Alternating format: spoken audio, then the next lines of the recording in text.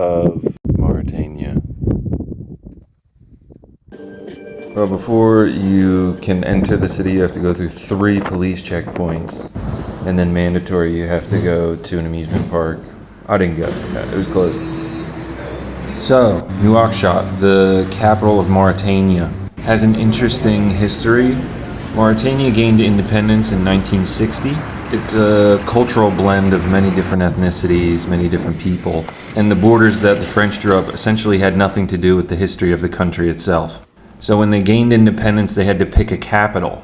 Quick side note here, on my second day I broke my phone.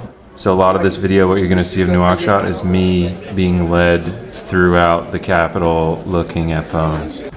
What they chose as a capital was a small fishing village strategically located in the center of the country upon the coast. So in a lot of ways, the center of the city is new. You have a grid system, the presidential palace, museum. However, with drought, economic hardship, the general nomadic ways of the local population, the population has exploded. And with that, on the outskirts and a lot of the city, there's a good amount of poverty and shanty towns being built. Or so I've read. The shanty towns don't look like your run-of-the-mill shanty towns. They're concrete. They're actually not terrible places. And what I had read about Nouakchott when I actually got there, it was not this terrible place that I kind of read about.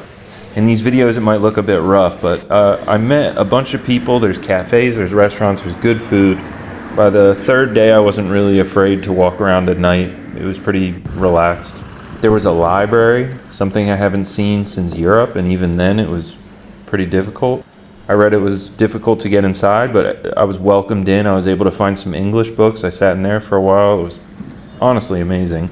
Next door to the library was the National Museum, which provided more history and backdrop of some of the places I wasn't familiar with, and a more understanding of the rich cultural history. I see these camps a lot when I'm out biking, but with globalization, you have more materials such as plastic being used, and I thought it was cool that the museum showcased the carpentry skills with wood and such. It's been a long couple days. I've met a lot of really wonderful people. I'm sorry this video is not longer. It's been stressful too with the phone being broken, but I'm figuring it out. God bless.